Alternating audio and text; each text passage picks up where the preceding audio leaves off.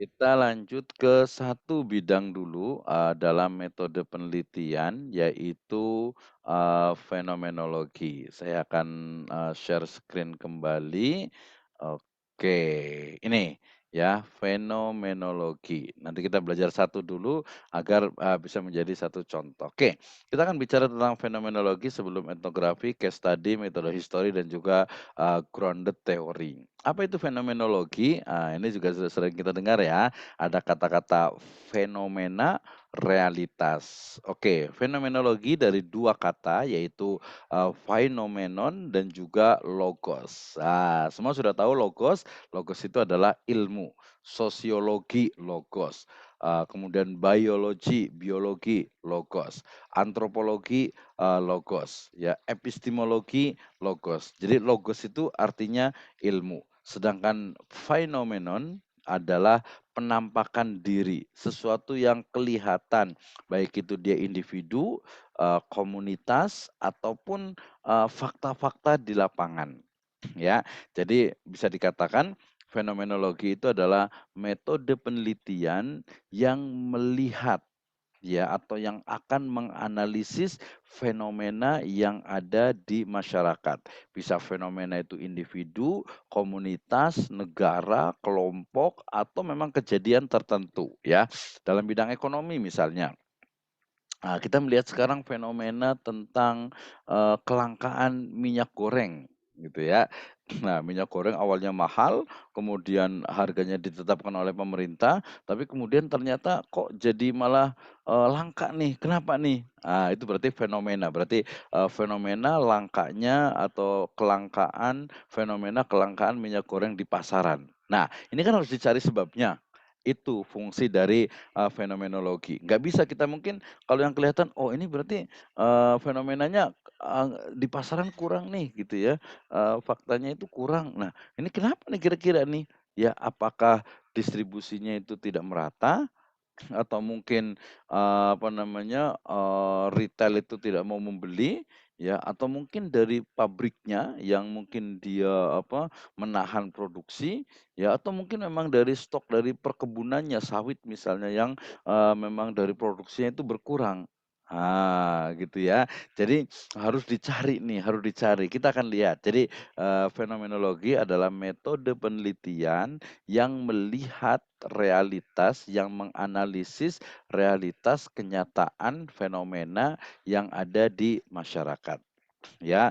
Termasuk juga mungkin ada fenomena, bahasa sekarang itu mirip-mirip dengan viral gitu ya, tapi ini fenomena dia lebih mendalam. Jadi, fenomenanya itu adalah ternyata, oh ada satu orang yang dia itu sangat, apa ya, bisa dikatakan itu sangat fenomenal. Oh, jadi udah fenomenal tuh. Nah, kira-kira kenapa nih dia fenomenal begitu gitu ya? Kenapa, kemudian muncul seperti itu? Itu menggunakan pendekatan, fenomenologi. Bagaimana caranya? Kita lihat yang pertama ya, penelitian ya atau pengertian dari fenomenologi juga adalah penelitian yang mengkhususkan pada fenomena dan realitas yang tampak ya, untuk mengkaji penjelasan di dalamnya. Artinya apa? Berarti, fenomenologi ini dia, khusus pada fenomena dan realitas yang kelihatan. Ya, jadi akan dicari apa, akan dicari makna yang paling mendalamnya ya, jadi makna yang paling esensi. Misalnya nih, saya bagi contoh yang lain, ya udah lama sebenarnya gitu ya. Misalnya, konflik yang terjadi antara suku Dayak dengan, suku Madura. Ini bukan ras ya, ini contoh saja gitu ya. Yang kalau fenomenanya kita lihat kan konflik, ya berdarah-darah, ada korban dan lain sebagainya, itu fenomenanya. Nah, dari fenomena ini kemudian kita pengen buat riset nih, kira-kira berarti kenapa ya? Kenapa terjadi konflik ini? Ya, maka, langkah pertama tadi itu berarti saya akan fokus kepada fenomena konflik ras di Kalimantan Barat, gitu ya, antara, suku Madura dengan, suku Dayak. Nah, kira-kira apa nih? Oke, ya. Nah, kemudian, berarti apa? Berarti saya akan cari esensi dari apa, konflik itu apa sebenarnya? Apakah perebutan kekuasaan? ya, ataukah mungkin karena memang, rasismenya tinggi, ya, atau mungkin karena ekonomi?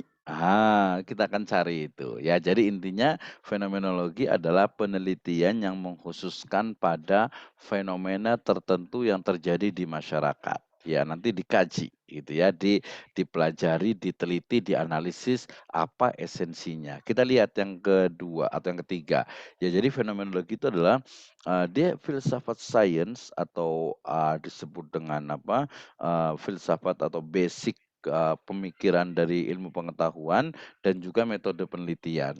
Jadi fenomenologi ini bisa disebut dengan metode penelitian ya. Nanti, kalau masuk case tertentu, dia masuk ke case study atau studi kasus ya. Tujuannya apa? Ya, bahwa fenomenologi ini tujuannya adalah mencari arti atau makna dari pengalaman yang ada dalam kehidupan. Nah, ini jadi maknanya itu apa sebenarnya? Ya, maknanya itu apa? Ya, kenapa konflik ini nih apa sih sebenarnya? Ya, oh ternyata konflik ini adalah respon terhadap ketidakadilan ekonomi. Ya, misalnya nih ya bahwa oh ternyata suku apa, Madura itu ketika datang ke Kalimantan Barat, mereka kerja keras, mereka, berusaha, kemudian bisa beli tanah, punya kekayaan dan sebagainya. Oke, berarti lebih mapan. Ya, sementara, suku Dayak mungkin ini ya, mereka sebagian ada yang menjual tanahnya, kemudian untuk bekerja juga, agak sulit gitu ya, kemudian mencari penghidupan juga agak susah, akhirnya kemudian mereka mengalami penurunan dari sisi ekonomi.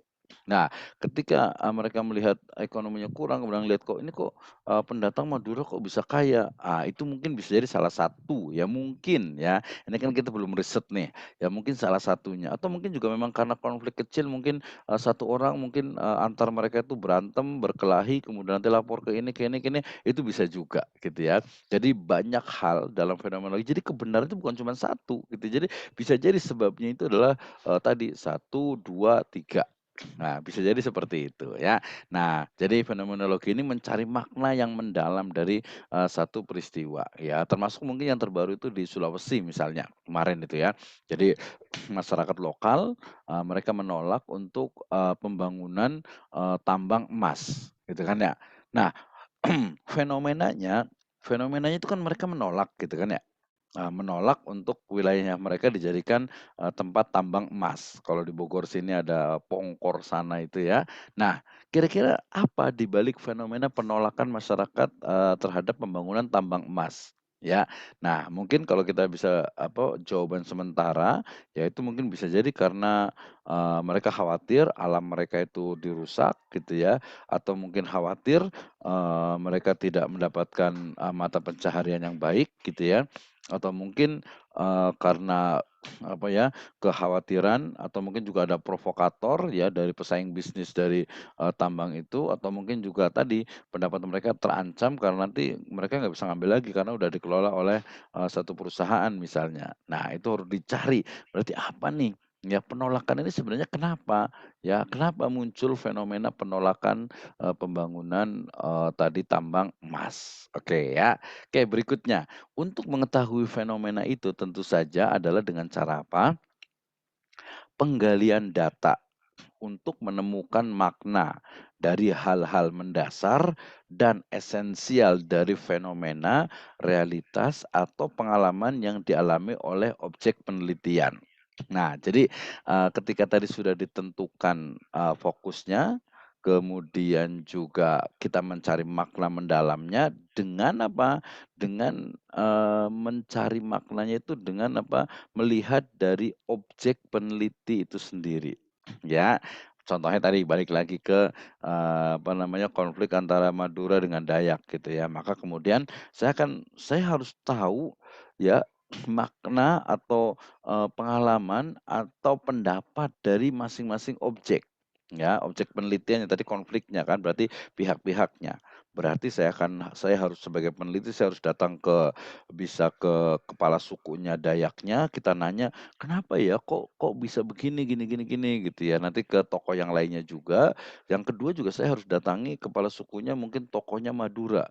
Nah, kenapa sih kok bisa begini gitu? Padahal Indonesia itu kan sudah Bhinneka Tunggal Ika gitu, kok kenapa gitu ya. Nanti dari suku Dayaknya itu tokohnya itu akan berbicara, dari yang Madura itu akan ditanya, nanti dari para ahli tentang konflik juga akan, kita akan wawancara juga termasuk dari kepolisian, dari pemerintahan daerah, dan lain sebagainya. Dari situ kita akan bisa menemukan ya, oh ternyata fenomena konflik ini adalah efek dari adanya misalnya, kesenjangan ekonomi. Nah, kalau sudah ditemukan itu, berarti kita sudah menemukan tuh solusi dari permasalahan yang ada, kemudian kita akan berikan rekomendasi kepada pemerintah. Oke, karena yang terjadi itu adalah kesenjangan ekonomi, maka perlu adanya kebijakan tentang ekonomi. Misalnya, ya masyarakat Dayak itu bisa diberikan bantuan modal atau mungkin diberikan pelatihan skill tertentu agar bisa bekerja, berusaha, berdagang dan sebagainya. Ya, kemudian mungkin ke yang Madura juga diberikan penyuluhan terkait dengan apa, kalau mereka muslim ada kewajiban untuk zakat, infak, sodako, ya termasuk juga pajaknya gitu ya, dan lain sebagainya. Sehingga ini nanti yang disebut dengan, riset yang memberdayakan, artinya penelitiannya memang ada manfaatnya. Jadi jangan sampai penelitian kita itu cuman teori, cuman nggak ada efeknya di masyarakat gitu ya. Oke, seperti itu. Jadi di objek penelitiannya. Contoh kembali berikutnya yang ekonomi aja. Kenapa sih muncul kelangkaan minyak goreng ini gitu ya.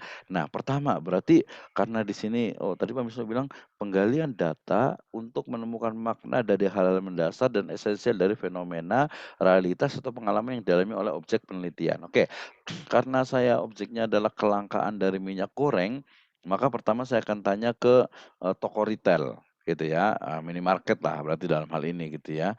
Ketika tanya minimarket, mungkin mereka akan mengatakan, "Iya Pak, kami belum dapat, kiriman dari distributor." Oke, satu misalnya gitu ya. Yang kedua berarti, oke berarti saya harus datang ke distributor besar, ya ke distributor besar, saya akan tanya, "Kenapa Pak? Ini kok apa namanya, menghambat ya? Apakah distribusinya atau apa ya?" "Oh enggak Pak, kami itu ya kalau ada langsung kami kirim, tapi ternyata dari pabriknya itu, belum dikirim Pak," gitu. Oke lanjut, berarti, karena distributor besar itu bilang ke pabrik, berarti saya datang ke pabriknya. Ke pabriknya saya akan tanya, "Pak, kenapa ya, apa namanya, kok ini distributor belum dapat ini sih?"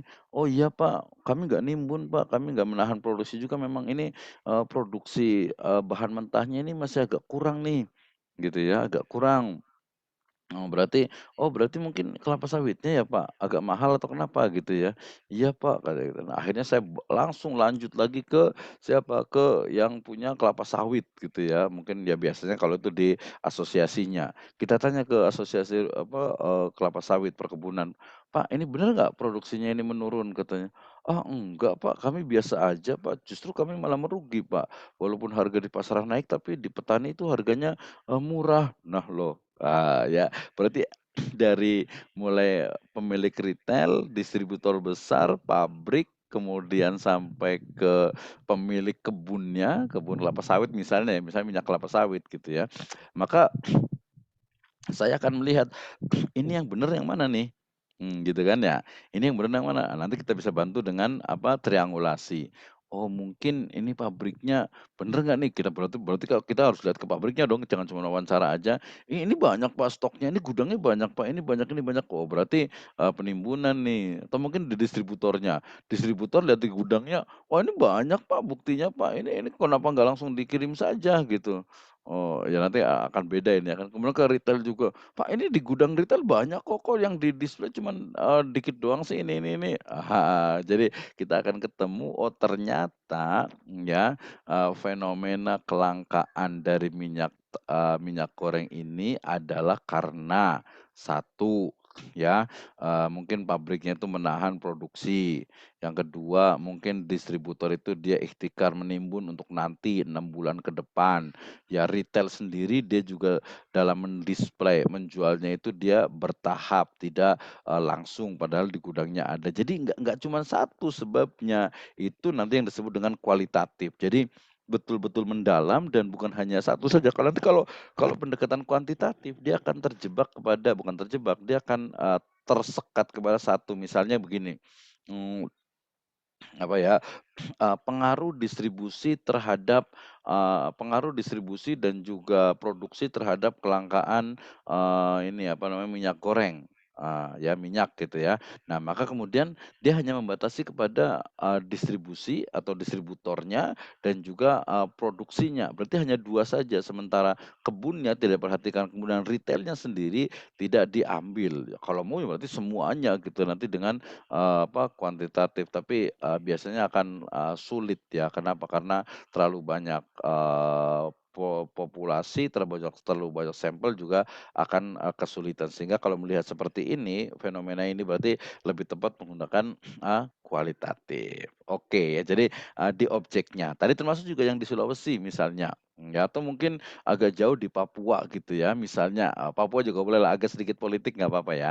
Politik misalnya di Papua itu kenapa sih ya, Papua itu kok, masih ada fenomena apa yang disebut dengan apa, ya kita sebut sekarang separatis berarti ya, gerakan separatis Papua yang, ingin merdeka. Kenapa sih mereka itu pengen merdeka gitu kan, walaupun risetnya itu harusnya mendalam gitu ya, kita harus datang ke sana, ya mungkin ketemu dengan, tokoh-tokoh yang ingin merdeka itu, kemudian juga mungkin nanti juga dengan tokoh yang Indonesianya sendiri, kemudian juga melihat bagaimana, observasi di sana tentang pembangunannya karena ada satu mengatakan, "Oh ini mereka merdeka karena mereka tuh, kurang apa ya, pemerataan pembangunannya kurang."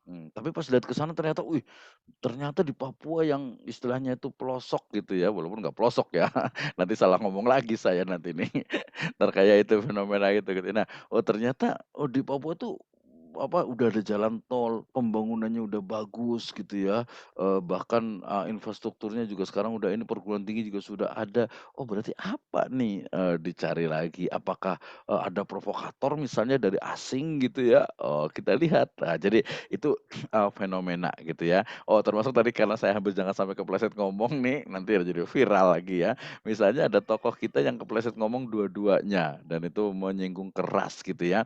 Nah, kalau fenomena yang kedua, itu kan sebenarnya dia memang kepleset ngomong, bukan kepleset sih ya, dia menggunakan satu istilah yang kemudian memang, bahasanya itu digoreng gitu ya, satu istilah yang kemudian akhirnya ya jadi viral jadinya gitu, padahal maksudnya tuh dia bukan itu, ya, istilahnya itu dari fenomena salah ngomong, ya nggak tahu deh bisa dibilang salah ngomong, kepleset ngomong atau apa gitu, dari fenomena itu sebenarnya sebenarnya esensinya adalah tokoh tersebut sebenarnya mengkritik pemerintah, gitu kan. Tapi kemudian karena ya kaitannya dengan banyak orang, apalagi menyinggung satu ras gitu, kemudian akhirnya malah dibawa ke, ranah hukum.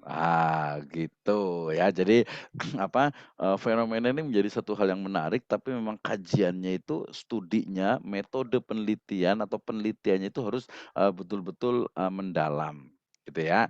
Nah, atau mungkin kalau kita mau uji coba ya yang deket-deket saja atau yang gampang saja. Misalnya saya selalu mengatakan, "Ya udahlah mahasiswa, prodi ekonomi syariah nih, misalnya ada fenomena apa nih di, mahasiswa, prodi ekonomi syariah?" Ya misalnya, "Wih kayaknya di UPNPJ ini yang paling soleh-soleha itu, prodi ekonomi syariah deh," gitu ya. Mungkin dari mulai, pakaiannya yang perempuannya lebih rapi gitu ya, pakai hijabnya juga, syar'i gitu ya, yang ikhwannya juga, rajin ikut, LDK atau FDK gitu, ikut kajian dan sebagainya. Wah berarti ada fenomena apa nih gitu ya. Nah, oke, berarti saya bisa katakan misalnya fenomenanya adalah,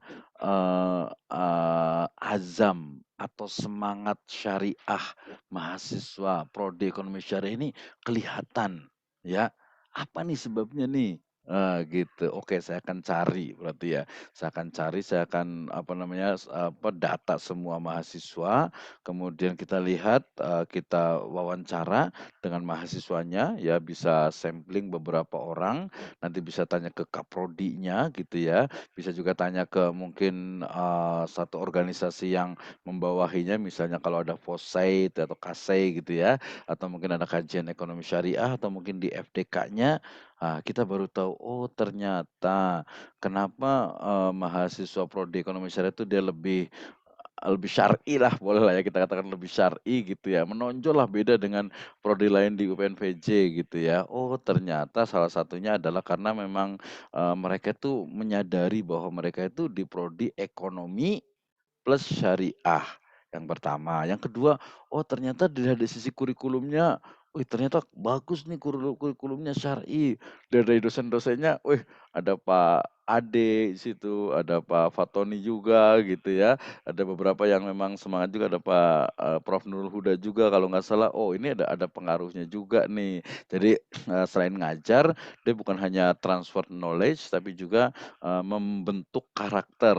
Wah gitu ya. Nah, kemudian, sampai situ, ya. Kemudian nanti ada rekomendasinya adalah berarti, selain dia sudah syar'i, dia juga muamalahnya, interaksinya juga harus baik. Kenapa? Karena semakin bertambah ilmu, dia semakin tawadhu ya, tawadhu itu bukan tahu warna duit gitu ya, tawadu itu mah ya, tawadhu. Jadi semakin, akhwatnya, semakin pakaiannya itu rapi, semakin pakaiannya itu syar'i, dia semakin baik ke orang lain, tidak sombong ya.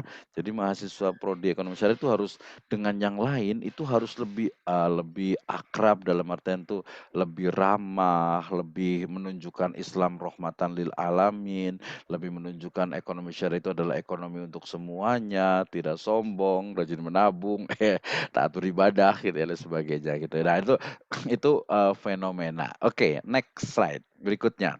Hmm. Jadi bagaimana caranya kalau kita pengen membuat sebuah fenomenologi? Gampang saja ya. Pertama dari mulai tahapannya nih ya. Yang pertama adalah memperhatikan, wah harusnya pennya lebur nih, memerhatikan dan menelaah fokus fenomena yang hendak diteliti, yang melihat berbagai aspek subjektif dari perilaku objek ya. Jadi kalau kita mau fokus kepada, satu fenomena gitu ya, fenomena lainnya misalnya apa ya, misalnya ada satu orang yang menjadi kayak semacam, viral gitu ya, macam viral, oh banyak sekali bahkan keluarga kemarin yang, satu keluarga, kemudian juga ada satu penyanyi, kemudian juga ada, satu tokoh, seorang kita sebut hero, pahlawan, dan lain sebagainya itu sebuah, fenomena. Walaupun nanti dalam konteks penelitian fenomena ini dia bukan hanya viral gitu ya. Kalau viral itu, bisa tapi terlalu sedikit dan biasanya kalau udah viral sebentar langsung hilang lagi. Tapi kalau fenomena itu dia, biasanya itu berjalan terus-menerus. Misalnya, ini walaupun sudah agak lama gitu ya, misalnya, fenomena tentang, film, Laskar Pelangi. Nah, tapi udah ada kelihatan sih ya, udah lewat ya, tapi nggak apa-apa sebentar.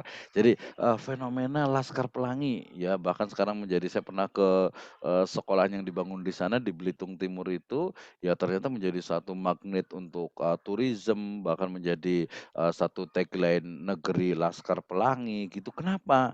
Kira-kira kenapa?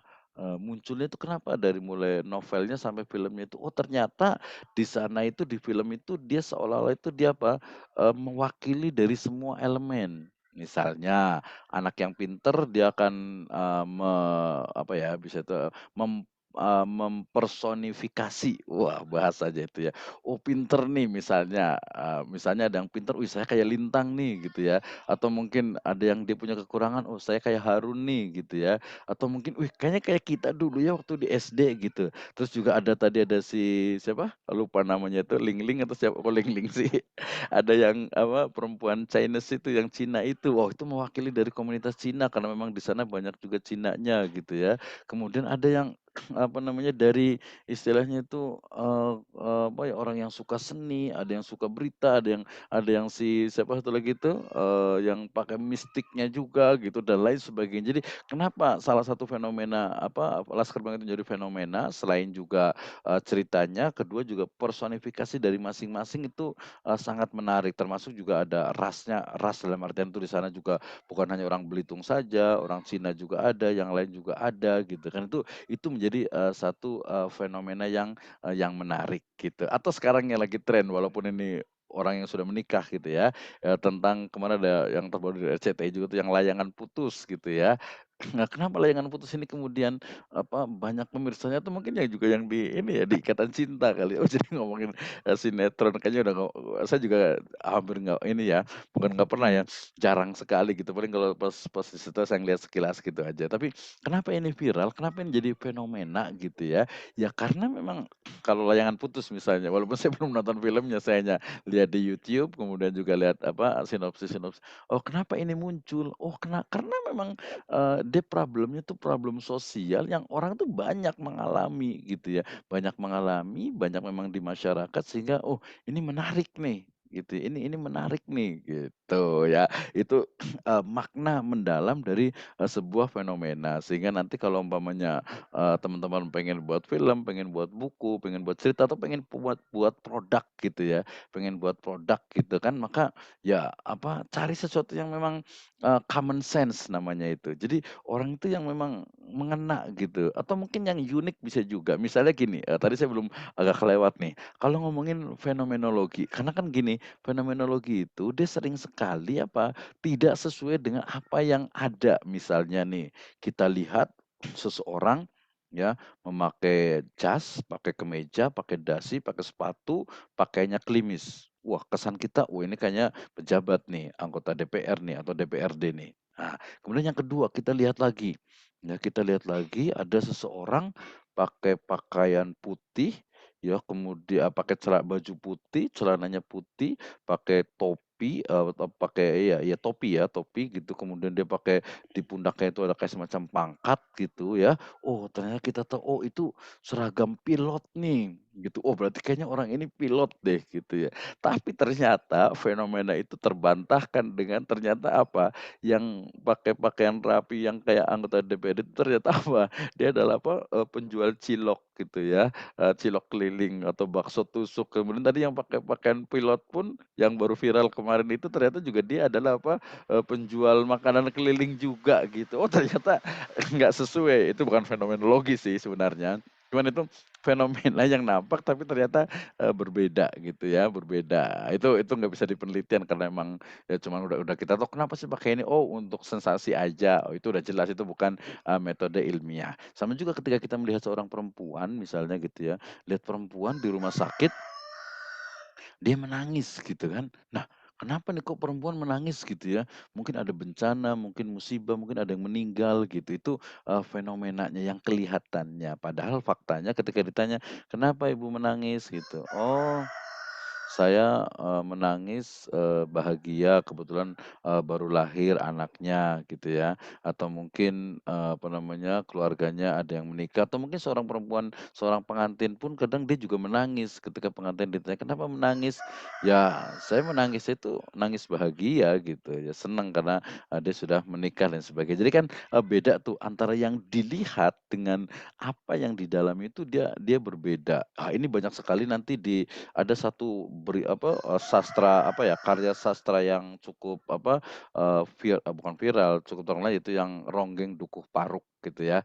Dia juga cerita tentang, sama juga ada teman juga di UGM itu bikin tesis tentang, 2 topeng apa ya, 2 sisi kehidupan, sinden ya, sinden atau sintren di Cirebon, sinden itu dia di Subang. Ya ternyata, di balik ya mungkin kalau sekarang mirip artis lah gitu ya, di balik, hingar-bingar atau mungkin apa, glamornya dia ternyata, menyimpan banyak sekali apa ya, sesuatu yang ya yang kita nggak tahu gitu ya, yang kita nggak tahu mungkin apa, dia sedih, dia itu seperti apa, ini biasanya di dunia selebritas seperti itu, dia tertawa padahal, hatinya itu, menangis gitu ya, atau mungkin, beberapa kalau saya pernah, diskusi juga, ngobrol juga, dia nampak kelihatan bahagia gitu ya, tapi kebahagiaan itu memang karena didoping pakai narkoba. Oh itu orang artis-artis beberapa gitu biasanya gitu ya, karena mereka capek sekali gitu jadi harus didoping nih, akhirnya beberapa, ditangkap oleh pemerintah karena jelas narkoba itu memang, merusak akal gitu ya.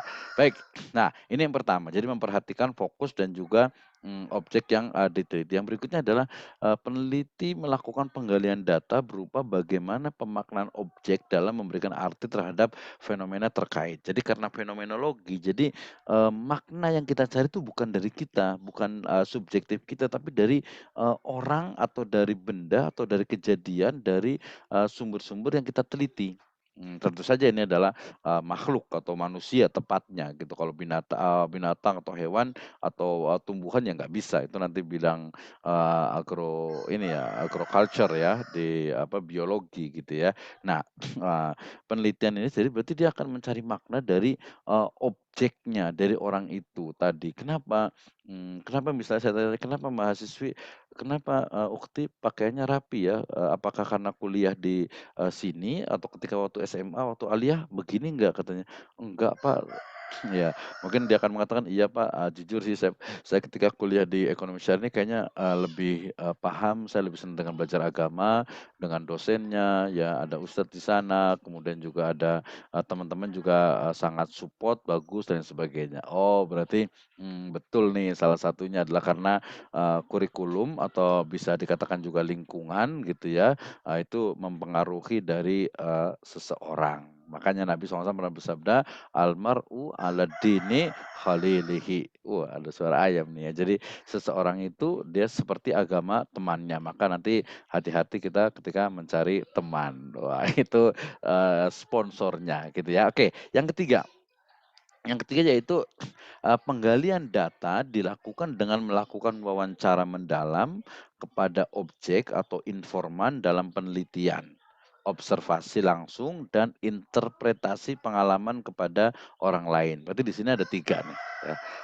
Yang 3 ya, mungkin ini, kayaknya fenomena ayam jagonya pengen eksis juga nih kayaknya. Ya saya di kampung tinggalnya gitu, bukan di kampung sih malah di gunung malah ini ya. Jadi pengen eksis dia. Oke, jadi yang pertama back to laptop.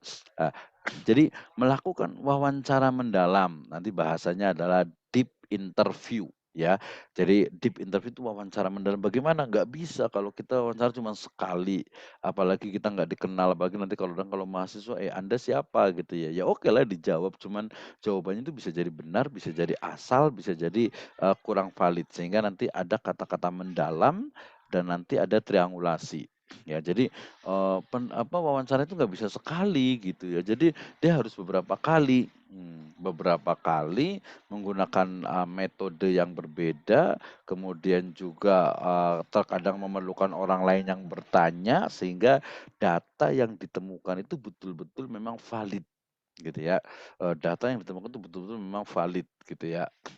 Kenapa? Ya karena tadi misalnya kalau umpamanya, ditanya bahkan, nanti perlu tadi ada the art of interview, ada seni dalam mewawancara. Jadi nggak asal gitu ya. Jadi harus, kita tahu bagaimana kalau pas diwawancara lagi kesel, misalnya lagi konflik kemudian datang, wah kita bisa-bisa dimarahin gitu kan ya. Berarti nanti ketika sudah nggak konflik atau mungkin sekarang, wah sekarang lagi panas nih tentang minyak goreng nih gitu, atau mungkin tentang tadi, di Sulawesi gitu ya, atau mungkin yang, konflik lahan di, Jawa sana tuh yang Wadas itu. Nah ini kenapa nih gitu kan, atau mungkin juga di Sumatera Utara sana yang, mereka tidak mau inian jalan tol gitu kan, tidak, tanahnya mau digusur mau Apa dijadiin nih? jalan tol. Oke ya. Nah ini berarti, penggalian datanya jadi kalau ditanya, kalau penelitian kualitatif, bagaimana? Cuman 3 gampang banget ya. Pertama adalah wawancara, yang kedua adalah observasi kalau bisa langsung, yang ketiga itu adalah, studi dokumen ya, interpretasi terhadap pengalaman itu. Kalau di fenomenologi ini biasanya studi dokumennya itu sangat sedikit sekali, lebih kepada interpretasi dari pengalaman, orang lain gitu. Nah, jadi 3 tahap ini, tapi juga nggak sembarangan tadi wawancaranya, nggak bisa kita, wawancara kemudian, cuman sekali atau 2 kali, datanya biasanya datar gitu ya.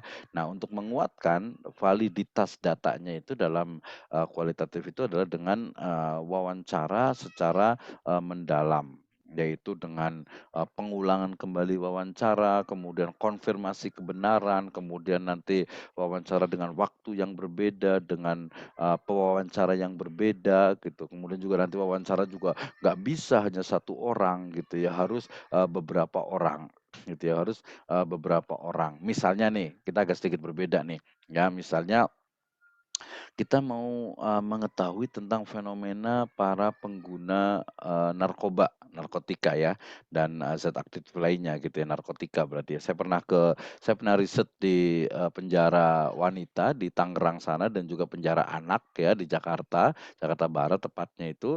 Nah, saya datang kemudian saya wawancara. Jadi, judul penelitian saya itu adalah, faktor-faktor yang mempengaruhi, tindakan, pidana, oleh anak. gitu ya, pidana anak. Nah, kebetulan anaknya juga, umur, berapa ya, 18 sampai 20 apa, dari umur 25 ke bawah gitu. Saya 2 pertama ke penjara anak, yang kedua ke penjara, perempuan gitu ya.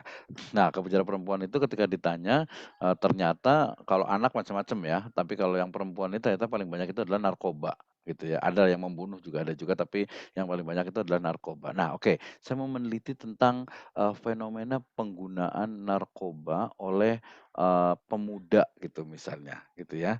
Nah, berarti kan, kita harus cari nih, jadi kenapa nih, jadi kenapa mereka mengonsumsi narkoba gitu ya. Kita akan tanya dia sendiri ya. Ketika dia tanya sendiri belum tentu benar gitu ya. Paling dia bilang katanya, biasanya nih ya, hasil wawancara juga dengan, narapidana perempuan di sana, dia bilang katanya, dari mulai pertama, "Iya sih Pak, saya, pakai narkoba itu karena, ikut-ikutan temen," gitu ya. Ada yang ikut-ikutan, ada yang dipaksa, ada yang dijebak, tapi ada juga yang mengatakan, "Ah, saya pakai narkoba ini Pak lah, apa namanya, saya termasuk keluarga broken home gitu, keluarga bapak dengan ibu, papa dengan mama itu agak nggak perhatian dengan saya, ya udahlah saya ini aja," ada juga seperti itu. Tapi itu belum tentu juga kan. Jadi maksud saya konteksnya adalah wawancara dengan pengguna itu, anak perempuan itu belum tentu juga. Nanti saya akan balik lagi, saya akan wawancara lagi dengan apa, orang tuanya, "Pak, Bu, betul nggak seperti ini?" "Ah, enggak Pak, itu mah teman-temannya aja," katanya, "kita di sini ketat sekali di rumah gini gini gini."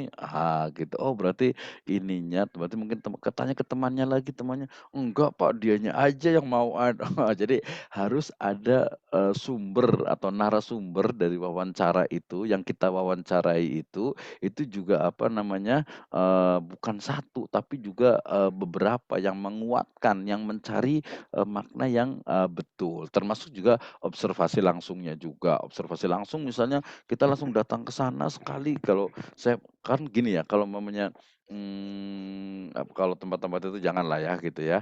Nah, misalnya kita datang ke satu tempat, kemudian pasti kesan kita itu berbeda gitu ya. Misalnya kalau disertasi saya itu di Baduy gitu ya, ketika saya datang pertama kali ke Baduy itu kayaknya, keren banget gitu ya, eksotik, alami gitu ya. Saya nggak nyebut tradisional, tidak, eksotik, alami gitu ya, terus juga, back to nature banget lah gitu ya. Pokoknya keren banget, betah gitu. Tapi sekali, 2 kali, 3 kali, saya lebih dari 10 atau 20 kali gitu ya, pas udah sering ke sana ternyata, berubah kesannya, jorok, apa namanya, kurang kurang ini nih, apa namanya, kurang bersih gitu. Misalnya tempat, apa namanya, pembuangan, kotorannya, kemudian juga ininya, oh agak kurang nih, berarti, oh ternyata ini, seperti ini. Oke memang ada kelebihannya ini, tapi aduh kalau untuk orang kota kayaknya, nggak betah deh gitu ya. Masa, istilahnya tuh, ini buang kotoran tuh di sungai gitu kan, kita pas lagi mandi di bawah, tiba-tiba di atas ada yang,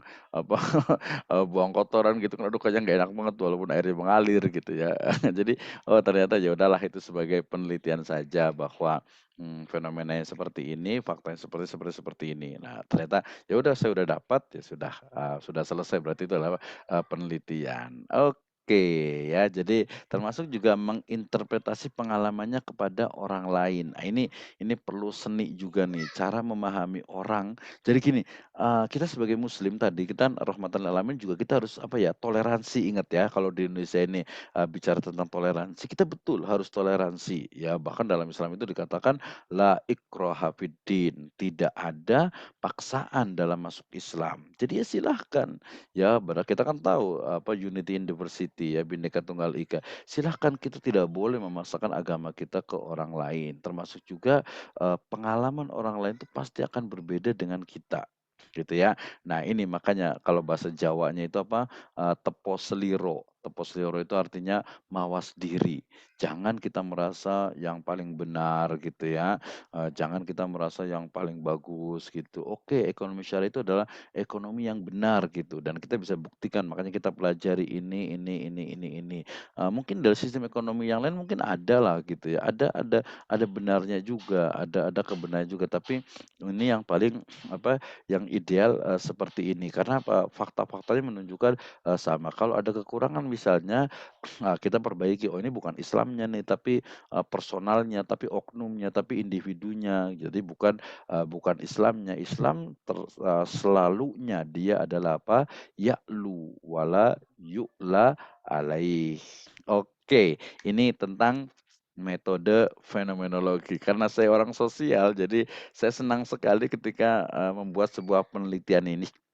Walaupun biasanya akan kita batasi pada tahapan-tahapan tertentu. Nah, dengan belajar ini, metode penelitian kualitatif minimalnya ya, mahasiswa itu bisa lebih terbuka pemikirannya, egonya juga sudah mulai berkurang, kemudian juga bisa memahami, oh ternyata ya orang lain tuh perspektifnya itu seperti ini, orang lain itu mungkin dia juga punya pendapat, kita juga, harus menghormati. Kalau hal-hal yang sifatnya itu prinsipal, ya maka itu tidak ada toleransi. Yang qot'i, riba haram jelas, perjudian haram jelas, gharar, kemudian tadlis, kemudian najas, kemudian ghaban, kemudian ihtikar, talaki rukban. Oh, udah belajar kan di fikih muamalah, itu ya memang gak ada toleransi gitu. Tapi kemudian pada hal yang sifatnya oke, ini kayaknya perlu ada, pendapat yang lainnya deh gitu ya.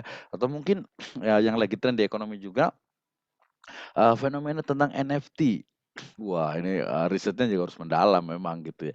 Kenapa sih, ya Ghazali gitu ya bisa terkenal gitu ya, ya bukan menghina, bukan menginikan. Jadi kalau tampang kan ya cukuplah pas-pasan gitu ya, kalau menurut saya gitu. Kalau menurut yang lain ganteng gitu ya. Ya biasalah seperti itu kok bisa terkenal gitu. Ada apa nih? Kenapa, viral? Kenapa, NFT ini menjadi, satu fenomena? Ya kemudian juga mungkin kemarin tuh kembang, bunga gitu ya, ada gelombang cinta, sebelumnya itu ada lagi, ikan lohan, kemudian ada ikan cupang, kemudian juga ada, monstera ya, ada lagi apa tuh, pisang yang Brazil itu, aduh banyak banget lah gitu ya, fenomena ini apa nih? Kalau orang ekonomi itu dia akan tahu, oh ini ternyata cuman apa ya, ya cuman apa, booming sesaat saja. Kenapa? Karena kayaknya ini ada permainan dari sisi, distributornya deh, atau mungkin bisa juga apa, false demand gitu. Tapi dari mananya? Itu membutuhkan adanya riset.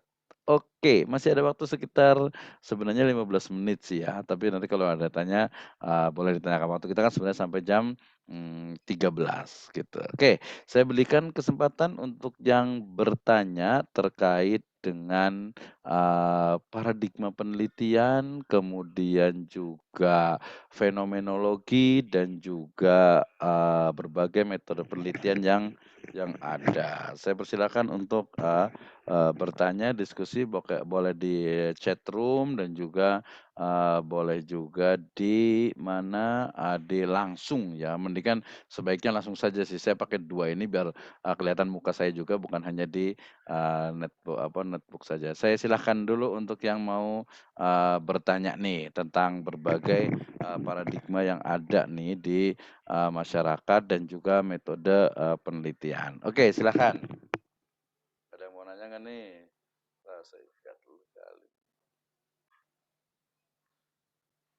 Kalau belum paham, ya boleh ditanyakan gitu ya. Oke, ada yang sudah, raise hand. Aduh gatal sekali ternyata. Oke, saya nyalakan lagi. Agak santai kita, sudah agak mulai lapar nih kayaknya nih. Oke, tadi saya lihat siapa yang, raise hand, silahkan langsung, open mic. Saya Pak Radela, Pak.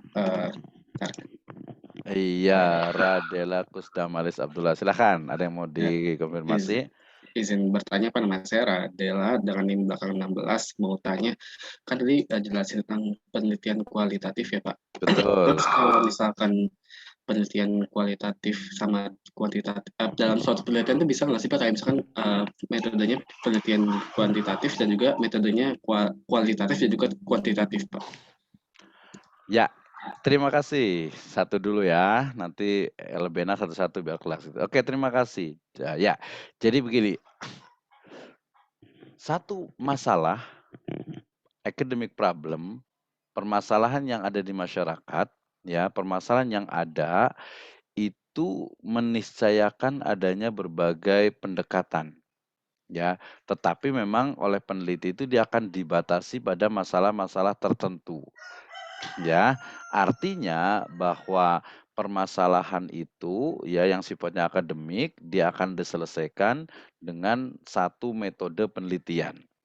Nah, tetapi ternyata ada satu permasalahan akademik yang dia tidak bisa diselesaikan hanya dengan satu masalah.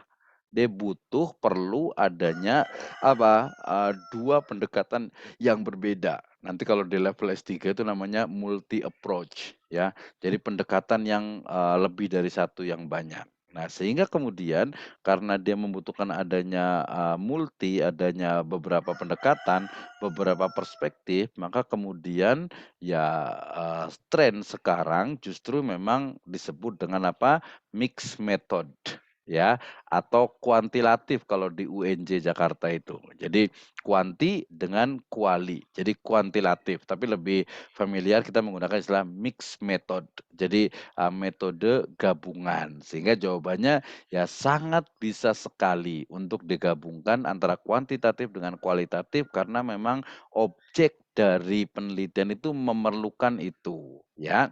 Nah, tetapi kemudian, level untuk mix method ini biasa digunakan hanya untuk level, master dan juga, doktoral atau PhD, ya. Kalau S1 sebenarnya mungkin sih, nggak ada masalah gitu, cuman, dia terlalu panjang, nanti akhirnya malah, kurang fokus gitu ya. Jadi lebih baik kalau S1 sebenarnya bukan lebih baik sih, pilihan, nanti biasanya kembali ke dosen pembimbing, "Pak, saya mau mix method nih, boleh nggak?" "Ya boleh saja silahkan, cuman Anda bisa nggak gitu, bisa fokus nggak?" Ya mungkin waktunya hanya 6 bulan kan, hanya 1 semester gitu. Kalau kalau mamanya mix method dia butuh banyak. Oke, ya jadi, silahkan, kalau bisa ya kalau mau mix method silahkan, tapi kami dari, biasanya prodi itu, 1 saja mendalam, kalau untuk S1 itu sudah cukup. Tapi untuk penelitian yang lebih detail itu memang 2. Contohnya begini, saya kasih contoh ya. Saya kasih contoh tentang, apa ya, saya lagi senang tentang metaverse nih ya, tentang metaverse. Jadi saya mau meneliti tentang ekonomi syariah dalam, dunia metaverse. Metaverse itu sudah dunia ya, tapi nggak apa-apa lah, salah bahasa dikit. Saya akan meneliti tentang, analisa atau fenomena bolehlah biar nyambung ke tadi, fenomena ekonomi syariah di, metaverse. Oke. Pertama saya pengen tahu tentang, pendapat dari kelompok milenial. Oh, saya berarti akan buat apa, saya akan buat kuantitatif. Tapi kemudian karena ini sifatnya dia banyak kuali, saya kan juga menggabungkan, kualitatif. Sehingga saya akan menggunakan 2 pendekatan kuantitatif dan kualitatif. Kuantitatif untuk melihat, persepsi dan pengaruh, milenial ini multiverse apa, metaverse ini terhadap milenial, kemudian kualitatifnya saya boleh lihat dari sisi, syariah, saya lihat dari sisi akad syariah, dari muamalah, dari usul fikih, dari maqasidus syariah, dan perspektif yang lainnya. Itu ya. Jadi sangat mungkin cryptocurrency juga bisa, ya misalnya, oh trading, atau sekarang banyak aplikasi tuh tentang warung kripto dan lain sebagainya. Misalnya saya pengen lihatnya, ini jangan cuma lihat dari syariah saja, tapi dilihat dari juga, masyarakat. Oh berarti dua-duanya, tapi kalau S1 udahlah, kalau mau lihat perspektif masyarakat, masyarakat saja, ya tapi kalau mau lihat syariah, syariah saja boleh. Kalau mau dua-duanya, ya tafadhol, silahkan itu akan lebih bagus, tapi memang perlu waktu dan tenaga yang, ekstra gitu ya. Tapi ya saya sarankanlah kalau memang yakin, bisa dua-duanya, walaupun nanti masih belum begitu banyak, dosen itu masih, belum terbiasa dosen nanti yang, "Udahlah apa kuanti-kuanti aja, kuali-kuali saja." Kalau saya sebenarnya lebih cenderung bisa dua-duanya, tergantung mau neliti apa. Gitu. Oke, Radela bisa mau tanya nggak, boleh ngasih tahu nggak tentang apa nih, satu penelitian yang mungkin kepikiran atau apa gitu? Tentang apa nih? Mau meneliti pengen tahu apa gitu? Kalau saya sih kepikiran kalau buat skripsi lebih ke investasi sih, Pak. Oke, investasi di bidang apanya? Reksadana syariah. Apa? Reksadana syariah Oke, itu juga objek ya. Reksadana syariah itu adalah objek. Mau dilihat dari apanya? dari Apakah dilihat dari uh, apanya? literasi apa sih namanya harga promo dan literasi digital terhadap uh, apa namanya keputusan pembelian reksadana syariah di Reksadana. aplikasi Bibit. Ya, oke, gampang. Itu berarti adalah kuantitatif gitu ya. Jadi Ya, itu saja diteliti, itu sudah lulus gitu ya. Nanti kalau amin, Kak. apa master itu baru nanti ditambah dengan kualitatifnya. Jadi pengaruh nanti banyak ya. Ini tadi sama juga tentang keputusan konsumen ya, keputusan membeli reksadana syariah. Apa saja nih? Ya, Tadi misalnya ada tiga tuh kan, ada tiga variabel yang menjadikan keputusan nasabah atau customer itu untuk membeli atau untuk membeli reksadana. Nanti tinggal ditentukan populasinya mau siapa gitu ya, populasinya apakah Jabodetabek, Indonesia, nggak mungkin terlalu luas itu Jabodetabek atau mungkin Jakarta Selatan atau mungkin mahasiswa, kampus, umur tertentu atau mungkin di komunitas tertentu. Oke, sudah ketemu populasinya, kemudian nanti tinggal pilih sampling, nggak mungkin semuanya. Saya rasa 100 itu udah banyak tuh gitu ya. 100 udah banyak kan bisa kurang gitu. Oke, kita ambil saja misalnya 100 ya, tapi nanti jumlahnya kan nanti pakai teori samplingnya. Kemudian dari 100 itu kita akan buat kuesioner ya. Kuesioner kita buat pakai apa pretest juga, kemudian setelah dapat pakai Google Form lebih gampang, lebih bagus, kemudian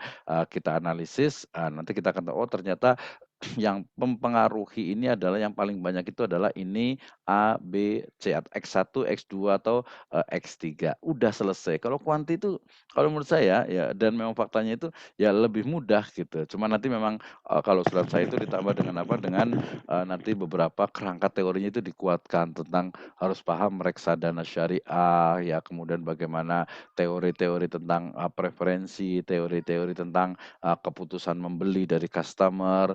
Ini kan masuk ke dalam ya mirip marketing lah ya, dekat-dekat dengan apa marketing riset. Nah, itu cukup bagus. Saya yakin Radela kalau serius dari sekarang bisa kumpulkan jurnal-jurnal terkait dengan persis seperti itu sangat banyak. Nah, nanti bisa diganti mungkin bukan reksadana, mungkin saham syariah gitu ya, atau mungkin juga apa, sukuk gitu, mungkin bisa juga, atau mungkin yang di trading forex gitu ya, maksudnya objeknya, tapi intinya adalah customer. Jadi fokusnya kan kepada preferensi keputusan, customer ya dalam membeli produk. Oke, terima kasih Radela. Ada yang lain? Kita sambil nunggu sudah azan di sini.